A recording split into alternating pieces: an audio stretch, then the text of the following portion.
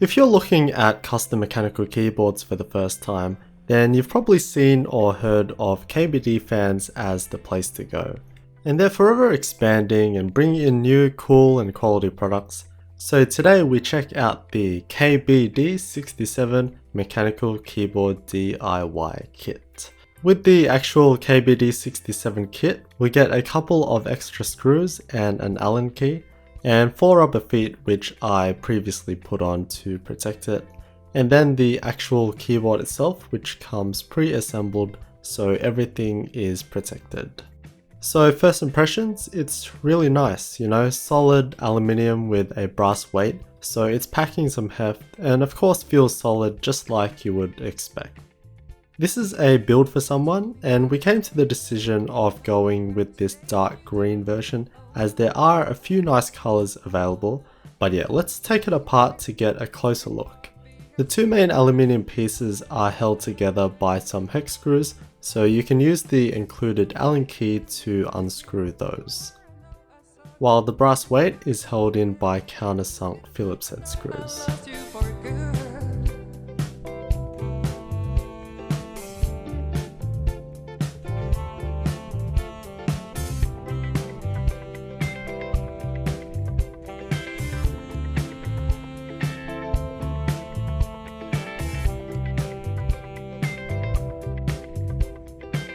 And here we can see that the plate is just screwed onto the outer rim of the bottom aluminium piece. So for a typical tray mount design, which is often how most budget cases are, the PCB and plate will be screwed to the bottom of the case. Here, there's no support in the middle, and this changes how the keyboard feels, which we'll talk about later.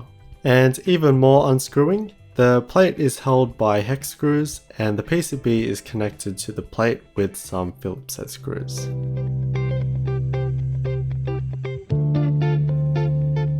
Alright, so here we have a 1.5mm thick brass plate in a brushed finish. This is an upgrade from the stock aluminium plate and it is a costly premium at $30 extra. Brass is heavier than alu and aluminium is quite soft. Brass on the other hand is quite solid and does give a denser feel when typing, which most probably will prefer, but I think you'd still be absolutely happy with an alu plate. The PVD brass weight came in decent condition. It does have a polished mirror finish, so it does pick up like anything really easily, including fingerprints. Like there's tiny marks and scratches as you may be able to see, but nothing really bad. There was a deeper dent on the other side, but this weight only goes in one way because of the countersunk screws. The two CNC'd aluminium pieces are pretty simple and are nicely finished on the inside as well. When I first got it, there was actually these dark marks on the bottom where the grills are. I wasn't sure what it was and I tried to rub it off, but it wouldn't go away. So I ended up spraying it with window cleaner and going a bit harder, and that worked perfectly. Now to the PCB.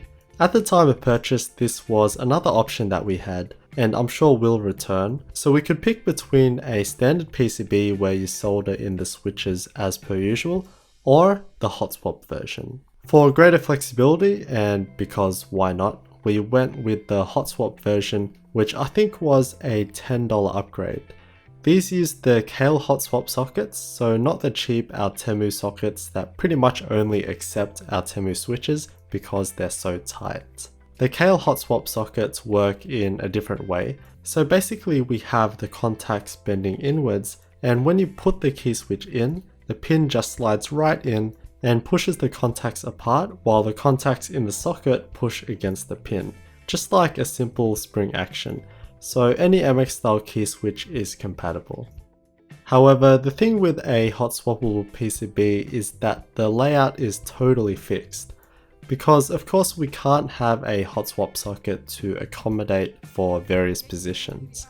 And that's one thing that I unfortunately failed to notice, because if you look at the top right hand corner, it has a split backspace, so it isn't the usual 2-unit backspace. The normal version of the PCB does have the standard backspace and is what's used in all the photos on the product page, and that's something that someone could easily miss, including myself. But yeah, we'll come back to the layout later. let's just put it back together, which is so easy without having to solder anything, so no need for a soldering station.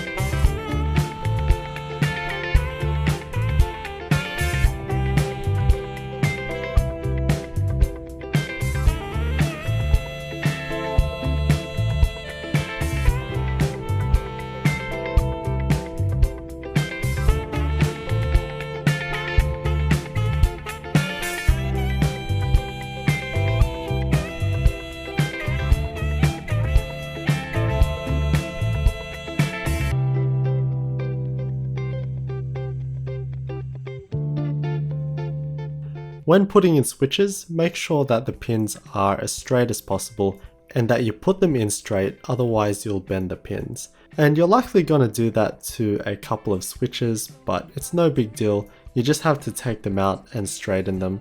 And I also put in a thin foam sheet just to give it a bit more fullness, providing a more solid feeling typing experience. The key switches we have here are 67-gram Healios. So these are designed by Zeal PC and manufactured by Gateron. So they make the popular Zelio key switches, which are tactile switches. The Healios are silent linears. So they have no bump or click and have little dampeners on the stem to dampen the sound. So just like the Cherry MX silent switches. Zeal switches, however, are renowned for their smoothness and is part of why they're quite expensive. These are also 5-pin switches, so we have the 2 plastic prongs that go into the PCB. For hot swappable PCBs, I like to use 5-pin switches as they aren't actually fixed or soldered into the PCB, so it just gives a little bit more solidity.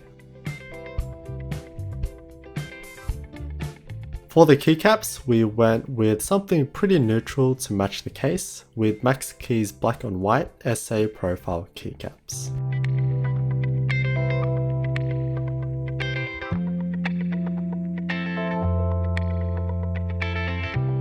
Alright, so here it is. It feels like I say this with everything, but I really do like how it looks.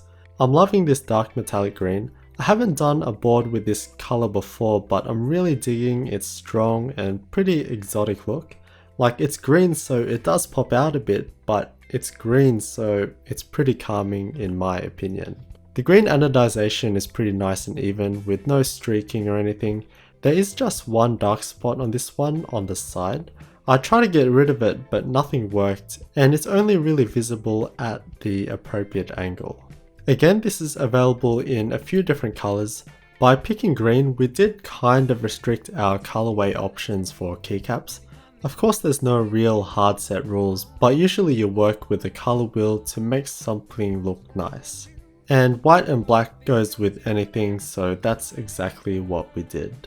The case does show off the green quite generously. We have nice flat sides which are split by a parting line in the middle. We do have some curved edges to give it a bit of character, and it also does make it easier to pick up. The bezels are quite small though. The sides especially are as thin as you can really get for a high profile design. On the bottom, here we have that stunning PVD brass weight. Instead of just having a flat solid piece, we have this grille design. It takes a bunch of weight away, but that's absolutely fine by me, as I do like that aesthetic of the shiny brass weight interchanging with the mild green aluminium. So the typing experience. First of all, I did lube the Healios before building the board, so this isn't the stock Helio experience, but when I did try them before lubing, they were pretty good. They're supposed to be quite smooth as Zeal switches are known to be, and they were, but they feel so much better lubed. Now they feel smoother, more buttery, and lubing does also give it a bit more dampness and therefore feel a touch softer. And they are soft because of the rubber dampeners that soften the upstroke and bottoming out. So it can be perceived as a bit mushy, especially in comparison to a standard linear key switch, which have that sharpness and hard feel to them, but that's something that people really like, including myself.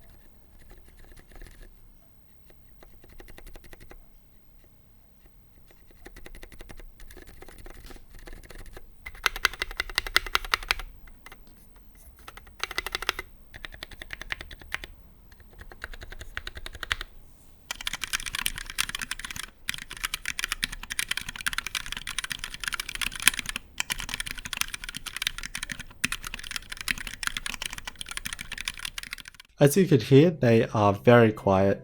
The Healios are quieter than a standard membrane keyboard or even a laptop keyboard, but as always you have the stabilized keys. I did lube the stabs when I took the board apart, so it's not the rattle that I'm talking about because there is none.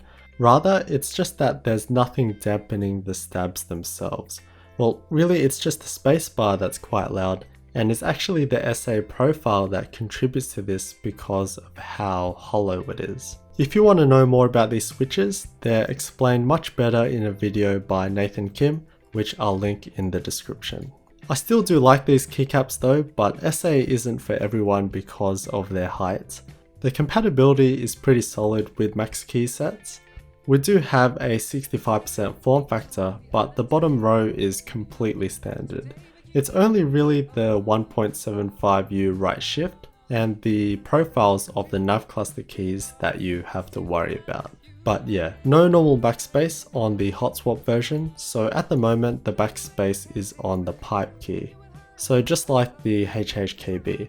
This is something that a lot of people actually do as it is closer to reach, and I personally get used to it after a couple of minutes. The standard PCB does have a tiny bit of customizability, including ISO compatibility. However, this keyboard is QMK configurable, so you can program it to whatever layout you want to suit your needs. There's a couple of steps that I've gone through before, so I'll link a video in the description that can help you out with that. So overall, it was such a great board to play with. It's nice to see more hotswap PCBs around, as it does give you the ability to easily change up your switches, and also makes it easier for those who haven't soldered before. I think the quality is great, and it's what you would expect with a solid CNC'd aluminium case. There were a couple of small cosmetic marks on both the alu and brass. The brass does look stunning though. I love that shiny grille design, and the shape of the whole case is really nice as well, just clean and simple and would fit in anywhere. So another great board by KBDfans. They've done a couple of 65 boards now, and I think they've hit the mark with this one in aesthetics, design and quality.